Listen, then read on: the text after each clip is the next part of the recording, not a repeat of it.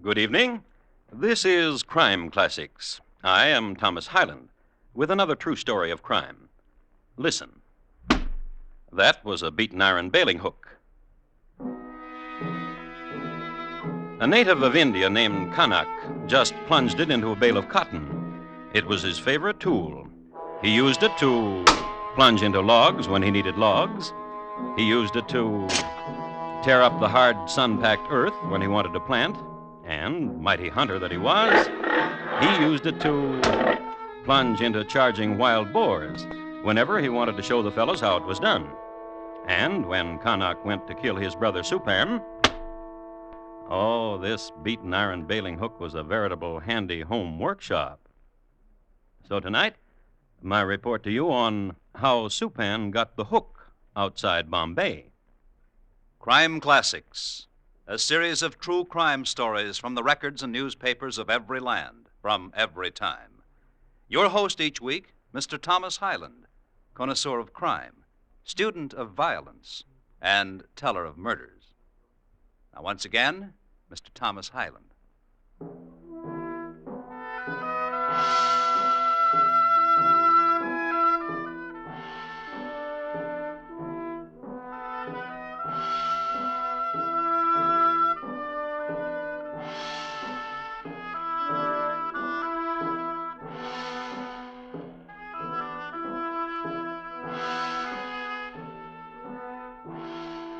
I would like to address a few pertinent remarks to those of you who may never have been in South Konkan province, India.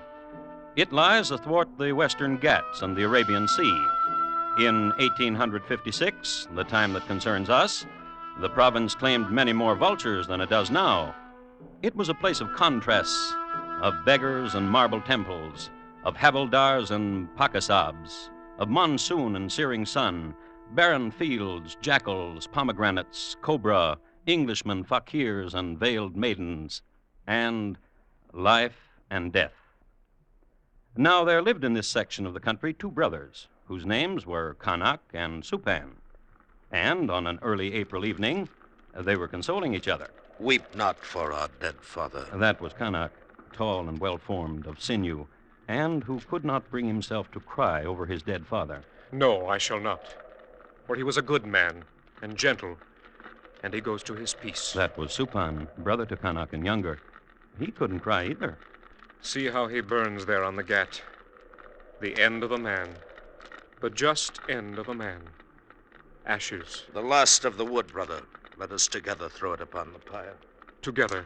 Noble thought. Ready? Together? Now! He taught us well, our father. How to be brothers. To love each other. I must tell you something. Then I to you. Often our father would lead me to the clearing below the tent of the unveiled women, and there he would say to me, "Whatever betide, love thee, your brother, which is what I wish to tell you." Then he would pour the oil of blessing on my head and on my shoulders. And to me. Brother. Brother. Brother. Yes, brother. Our father left no will.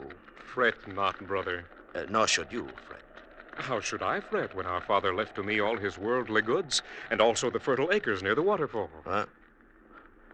Poor brother, you are mad with grief. How can I be mad when I remember so well our father's very words? Supan, he said, to you all my worldly goods, and also the fertile acres near the waterfall, which is what our father said to me.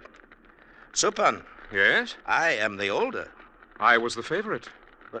But you are a liar. You are poison-hearted. You are a thief. You are an usurper of your father's will. Supan. Yes, brother? Our father's wealth is mine. No. Well, we shall see. Yes! Oh, infamous one. Oh, vulture! The wealth is mine. Mine! And your wife is just like you. And your wife,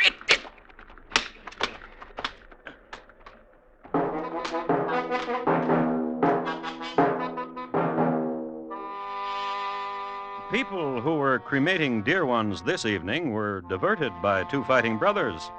It was a macabre scene. Violence and a field of burning bodies. hate being shouted, names bandied about concerning each other and their wives, and so on for another hour. Then, bloodied and singed, they were separated, not by onlookers and not by mourners, but by their wives who had been told of what was going on. Come, Kanak. Do not fight with your brother. Not with your brother, Supan. Come, let us go home. And they went. And in the tent of Supan, while washing wounds, I watched. For some time before I came to you, I watched how you fought.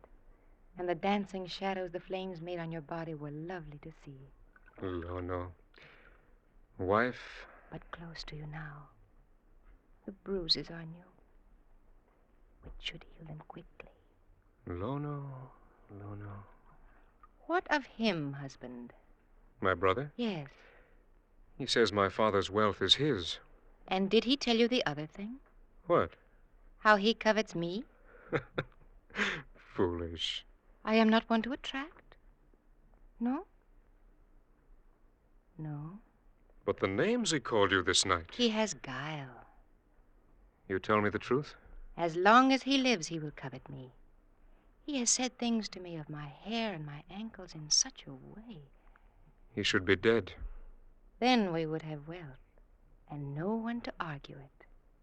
And the other thing, what you wanted for so long. A handmaiden.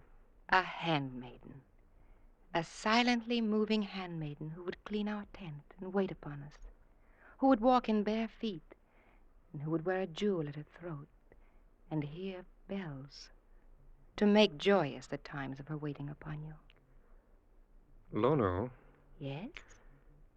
this is terrible that my brother should covet you. He should be dead. Yes.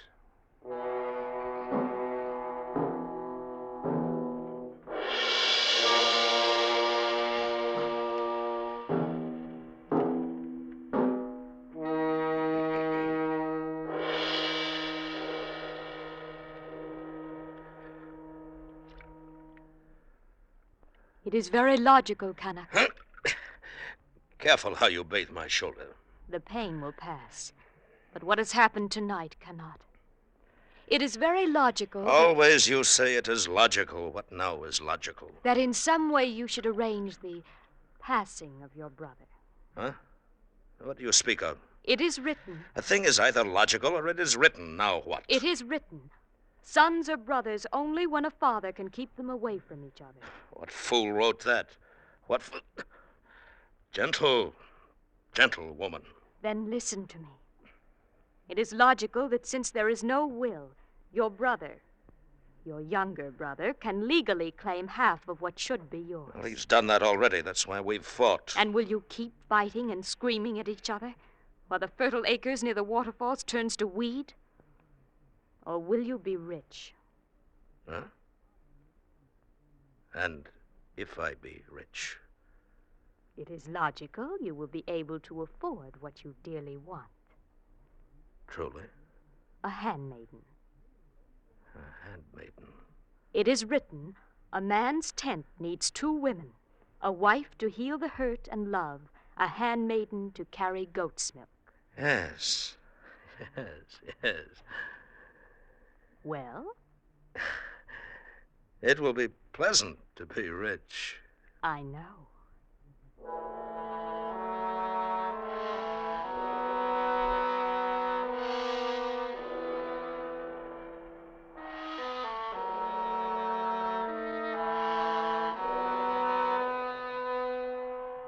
You must admit both brothers had a pretty busy day.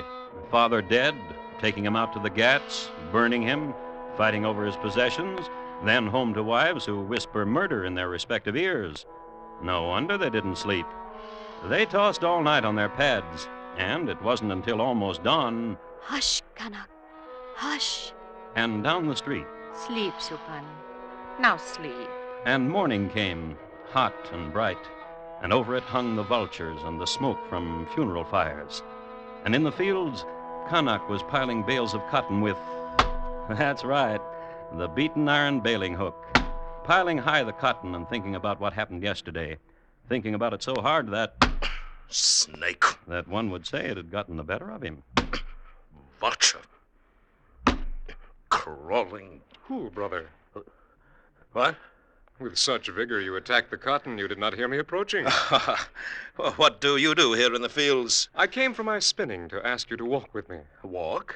I've been thinking about yesterday, and I want to talk with you. All right. Let's walk. Need you take along your hook? Well, in case a wild boar attacks. 6 months have passed and there have been no boars. Leave your hook, brother. Oh, very well, brother. Let us walk.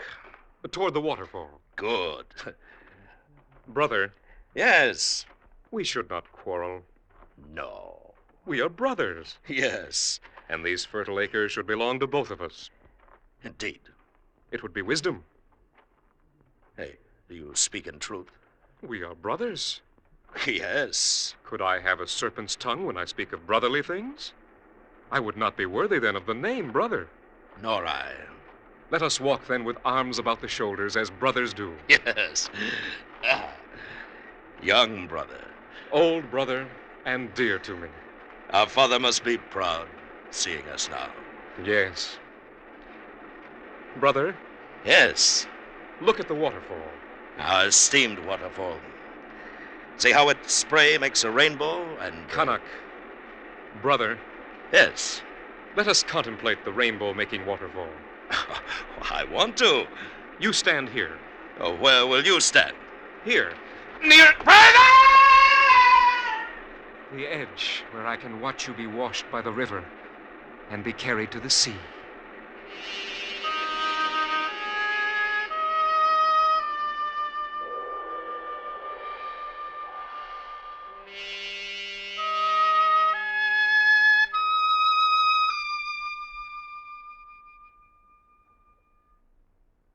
And so, to me, you are now a widow. My brother Kanak, your husband, fell from the heights into the torrent of the waterfall. Oh, Nor should you weep, for as he fell, he cried your name. oh. And though he could not hear it, I yelled to him that I would always take care of you, my brother's wife. What will you do with me? I have discussed it with my wife, and we have concluded... What will you do with me? I am rich now. Oh, A handmaiden is wanted in my tent. oh. Kanak. Why do you look beyond my shoulder and call to him? He is dead. I saw him myself fall into the...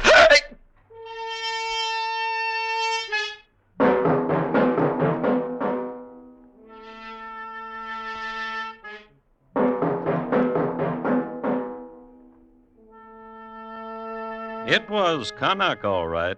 Beaten iron bailing hook in hand. A rather wet Kanak, but certainly not a drowned one. Not a dead one. But his brother was dead. This is known as turning the tables.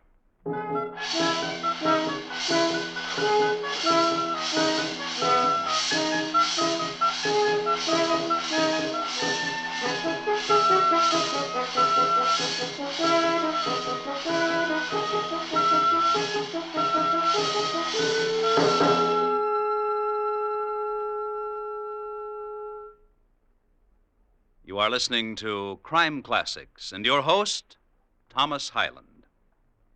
Your contribution of $10 or $6.95 for the budget relief package will send more relief overseas than the same money spent any other way. To help people in foreign countries with food or clothing, send your check to Nonprofit Care, New York. That's Care, New York. Send your check, your name and address, and full particulars about who's to get the package. Care will do the rest.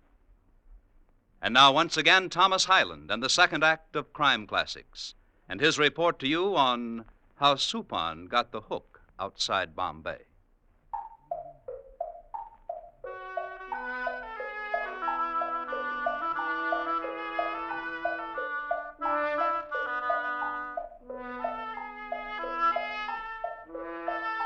The spring of 1856 in South Konkan province, India, was a good one. The season was fair for the cotton and the butternut. The grain was gold almost to the sea, and the hives were overflowing. And it was this spring, you'll remember, when Lady May Smallwood appeared briefly on the pages of history to make her mark in Indian affairs, only to disappear with her secrets up the Khyber Pass with a wave and a smile never to be heard of again. And it was this spring when Kanak bludgeoned his brother to death with a hook. Now, Kanak was no fool, for, as he told his wife, If the authorities find out, they'll hang me. Then see to it that they don't. good advice. And Kanak was a man who heeded good advice. So, within an hour after he'd committed murder, he presented himself to the mayor, Have you paid your taxes, Kanak? which was always the mayor's opening gambit, for collecting taxes was the mayor's chief duty, and to this particular mayor, duty was an obsession. Good. What brings you to me? Yesterday, my father died. I know. I will inherit. You will inherit. And your brother? Today, my brother died. Oh, He knelt in the field, and a tiger sprang upon him. a tiger. A tiger. I have heard that tigers do spring upon those who kneel in fields when tigers are about, and who are hungry or who have become frightened. A huge tiger with great talons and foam-flecked muzzle. An angry tiger. What angered him? Who knows the way of tigers? Who indeed? We were speaking, my brother and I, and my brother knelt to pick a pebble that had lodged in his sandal. Which frightened the near-passing tiger. The huge near-passing tiger. And made the beast angry. Caused him to make terrible roar. And spring. And with one blow, nearly sever my brother's head. And so killed him. Bow not down your head, Kanak. Lift it up, and tell to me of the fertile acres by the waterfall. They are mine. So many acres. Some people may doubt my story of how my brother died. I have heard so fertile are your acres that one need but throw the seed upon the earth, and it flourishes and brings riches. Some may say like this, we saw no tiger, we heard no tiger. Then they would be wrong, for I heard a tiger. How perceptive you are. And saw him, carrying your brother between his jaws. A huge tiger. Oh, do not recall the hugeness of him. I tremble. For the fright I caused you, a gift. The quarter section south from the stream. Did I pluck the words from you? Wise mayor. My brother, my poor dead brother, is for some reason at my house now. I will see he is not there for long. Then I go with my grief. Go then.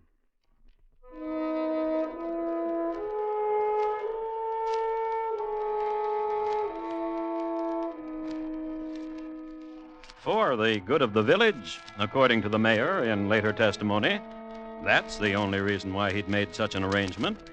For, should word drift down to the authorities that foul play was suspected, the whole village would have been packed up and moved to Bombay and held for questioning, which is the way things worked in those days. The animals would have been untended, the fields unwatered and seared by the sun, and who would look after the shops? In effect, the questioning over, the village would hardly be worth coming back to.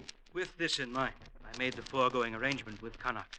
But why did you accept a bribe of the quarter section south of the stream? For the good of Kanak, so that he would have a quarter less to worry about. Didn't you suspect that he might have murdered his brother? Let he who suspects others suspect himself. Hmm? For so it is written.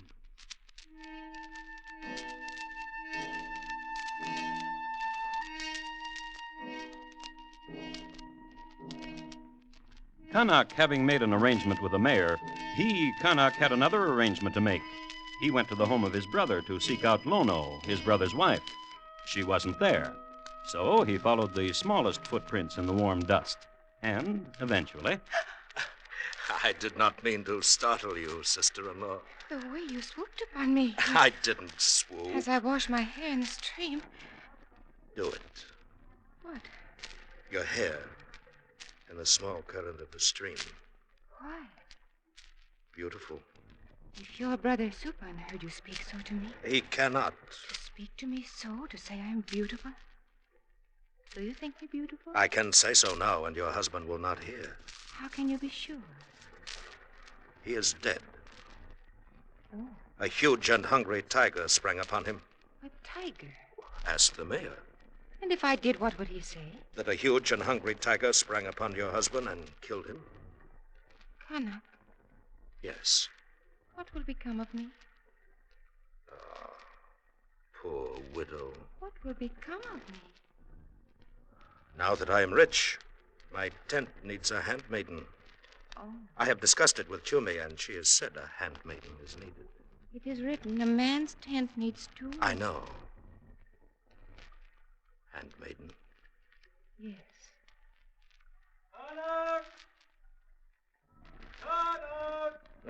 What? Someone calls. Kanak. Oh, Kanak. It is well I have found you before it is too late. Too late? Too late for what? The policeman has come. Policeman? Britisher from Bombay. On his inspection tour. Inspection tour? Lono, tell him what I have said. To me, he but repeats and does not react. The British policeman has come from Bombay on an inspection tour. And? Already he has heard that your brother is dead. Of course my brother is dead, Claude, by a huge Kanak. Yes. The quarter section is not enough. A half section, then. All of it. All the fertile acres? All. Else. Well, tigers. Very well.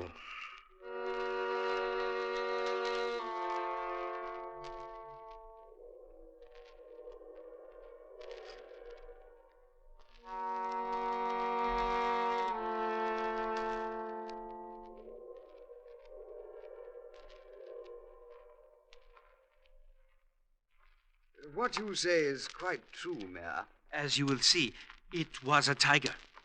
Claw. Oh, pity. Pity. A chap who doesn't know any better but to turn his back on a tiger. How big did you say? Oh, my. The broken grass here is the path of the tiger as he carried the poor man to the clearing. Quite. Who knows about tigers? Oh, I do. Who knows about tigers indeed? I said, I did, old chap. Oh? Oh, yes, quite a studier of tigers. I am habitat, manners, etc. Oh, yes. What brings you to our village, Major? Passing through, old boy, just passing through. Now, what is it you wanted to know about tigers, old chap? Will you be coming back next month? Steady beggars, tigers. Major? Desert their mates when the cubs come. They're good swimmers, though. Major? It hardly ever attacks a human unless it's an old fellow. This tiger you saw must have been an old beggar. But huge. Oh, and here he is, Major. Supan, the man who was struck down by... Pity. Pity. You see here the force of the tiger's blow, the depth... Pity. Well... Yes? You make your arrangements, old boy. I've seen enough. We will mourn Supan as he burns on the ghats tonight. Yeah, I'm sure of it. Let us go back to the village then, and we will have some tea. I'll have some.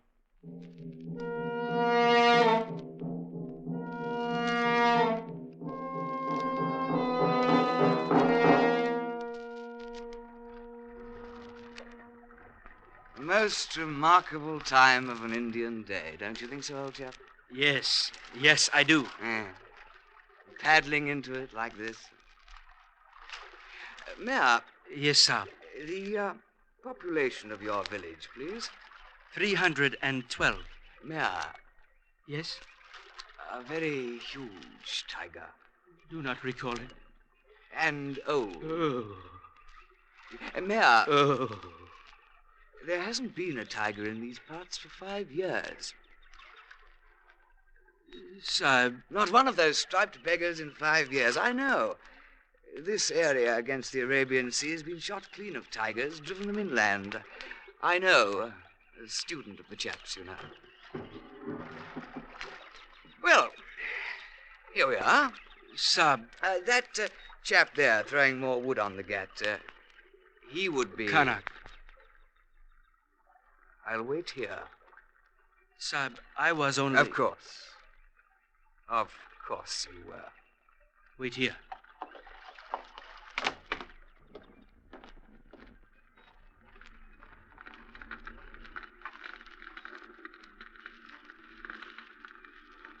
Kanak. Mayor. Oh, grieve with me, Mayor. Grieve with me. Murderer. What? Murderer. Well, what of our arrangement? You struck your brother down with a bailing hook. But our arrangement? Murderer. You are under arrest. Come.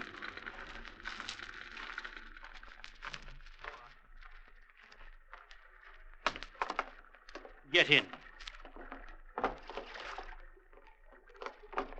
Here he is, Sab. That tiger thing, ridiculous, you know. There hasn't been one in these parts for 5 years. Went inland. Sorry, old boy.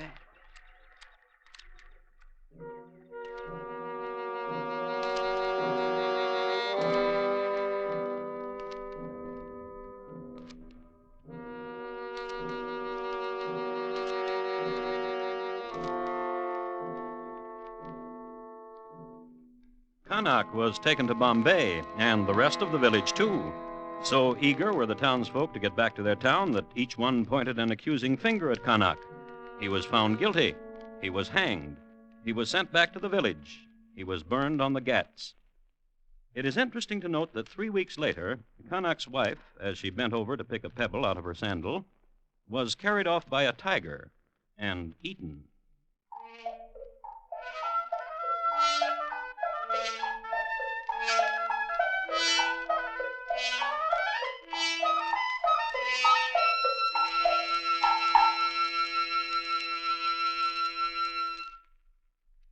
In just a moment, Thomas Hyland will tell you about next week's crime classic. Supan, tonight's crime classic, was adapted from the original court reports and newspaper accounts by Morton Fine and David Friedkin. The music was composed by Bernard Herrmann and conducted by Wilbur Hatch. And the program is produced and directed by Elliott Lewis. Thomas Hyland is portrayed on radio by Lou Merrill. In tonight's story, William Conrad was heard as Canuck, Byron Kane as Supan, Lillian Bayef as Lono, Jack Crucian as the mayor, Julie Bennett as Toomey, and Alastair Duncan as Major Ellison. Bob Lamont speaking. Here again is Thomas Hyland. We would like to thank the editors of TV Radio Life for judging Crime Classics, the finest radio crime series of 1953. Next week, Edinburgh in the year 1857. My report to you will be about a young lady who purchased enormous amounts of arsenic and an attractive gentleman who died of stomach cramps. It's listed in my files as Madeline Smith, maid or murderess. Which? Thank you. Good night. This Friday marks Arthur Godfrey's 20th anniversary on CBS Radio. And just as sure as you're born, you've got 2 chances to celebrate the big birthday with Arthur and all the little G's. During the day on their 90-minute Mirthathon, and at night on Arthur Godfrey's Digest. Yes, this Friday, it's the 20th anniversary of a great entertainer at the Star's address, Arthur Godfrey.